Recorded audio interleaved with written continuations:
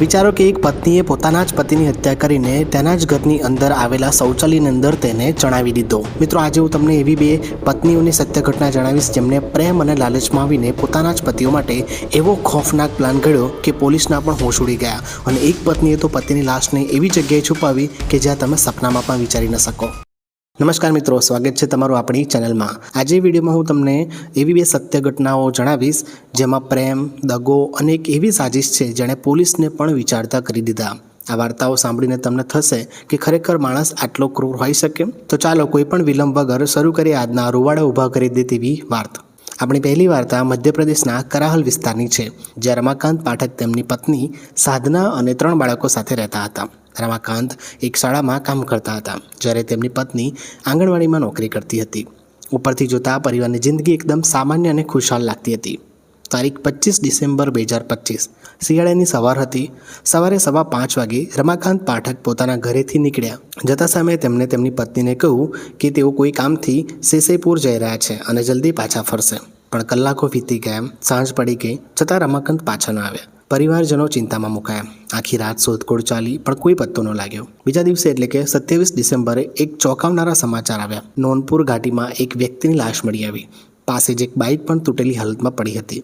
પોલીસે આવીને તપાસ કરી તો ખબર પડી કે આ લાશ બીજું કોઈ નહીં પણ આ રમાકાંત પાઠકની જ છે। શરૂઆતમાં આ ઘટના એક સામાન્ય રોડ અકસ્માતની લાગતી હતી। પોલીસને લાગ્યું કે બાઇક સ્લીપ થઈ ગયું હશે અને રમાકાંત ખીણમાં પડી ગયા હશે, પરંતુ પરિવારજનોને આ વાત ગળે ઉતરી નહીં। તેમણે પોલીસને ઊંડાણપૂર્વક તપાસ કરવાની વિનંતી કરી। જ્યારે પોસ્ટમોર્ટમ રિપોર્ટ આવ્યો ત્યારે આખો કેસ પલટાઈ ગયો। રિપોર્ટમાં સ્પષ્ટ હતું કે રમાકાંતના માથા પર થયેલી ઈજાઓ કોઈ અકસ્માતની નહોતી, પરંતુ તેમના પર કોઈ ભારે હથિયારથી હુમલો કરવામાં આવ્યો હતો। આ કોઈ અકસ્માત નહીં પણ હત્યા હતી।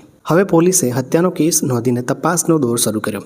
રમાકાંતની કોલ ડિટેલ્સ, લોકેશન અને આસપાસના સીસીટીવી ફૂટેજ તપાસવામાં આવ્યા અને ત્યાં જ પોલીસને એક પેટ્રોલ પંપ ફૂટેજમાંથી સૌથી મોટી કડી મળી।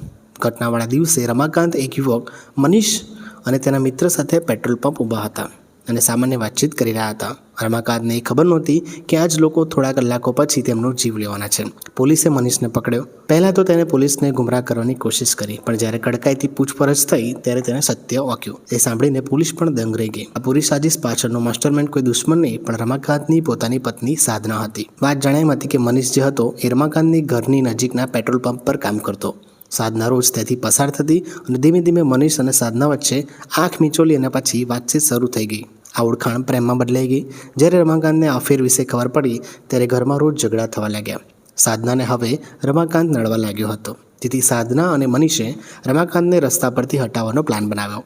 મનીષે તેના એક મિત્ર સતનામ સિંહને પૈસાની લાલચ આપીને આ કામમાં સામેલ કર્યો। 27 ડિસેમ્બરની રાત્રે પ્લાન મુજબ મનીષ રમાકાંતને ફોસલાવીને પોતાની કારમાં લઈ ગયો। રસ્તામાં શૌચાલય જવાના બહાને કાર ઊભી રાખી અને જેવો રમાકાંત નીચે ઉતર્યો, પાછળથી સતનામે તેના માથા પર લાકડીથી જોરદાર વાર કર્યો। રમાકાંત ત્યાં જ ઢળી પડ્યા। બંનેએ મળીને તેમનો શ્વાસ રૂંધીને હત્યા કરી નાખી અને લાશ તેમજ બાઇકને ખીણમાં ફેંકી દીધા જેથી અકસ્માત લાગે। પરંતુ પોલીસની સતર્કતાથી સત્ય બહાર આવી ગયું। આજે મનીષ, સતનામ અને સાધના ત્રણેય જેલના સળિયા પાછળ છે। પોતાના સ્વાર્થ માટે સાધનાએ પોતાનો પરિવાર બરબાદ કરી નાખ્યો અને એ 3 માસૂમ બાળકોનું જીવન અંધકારમય બનાવી દીધું। મિત્રો, એક ખોટો નિર્ણય માણસની આખી જિંદગી કેવી રીતે ખતમ કરી શકે છે તેનું આ એક જીવંત ઉદાહરણ છે।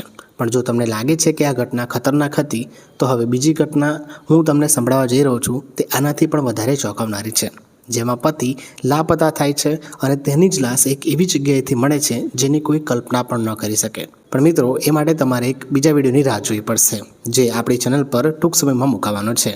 તો આ ચેનલને સૌથી પહેલાં સબસ્ક્રાઈબ કરી લો, જેથી એ વિડીયો જેવો જ અપલોડ કરીશું તમને માહિતી મળી જાય। જો તમને આ કહાની ગમી હોય તો વિડીયોને લાઇક કરતા જજો, તમારા મિત્રો અને પરિવાર સાથે શેર કરજો અને હા, જો આ વિડીયોનો બીજો ભાગ જોવા માંગતા હોય તો ચેનલને ફટાફટ સબસ્ક્રાઈબ કરી લેજો।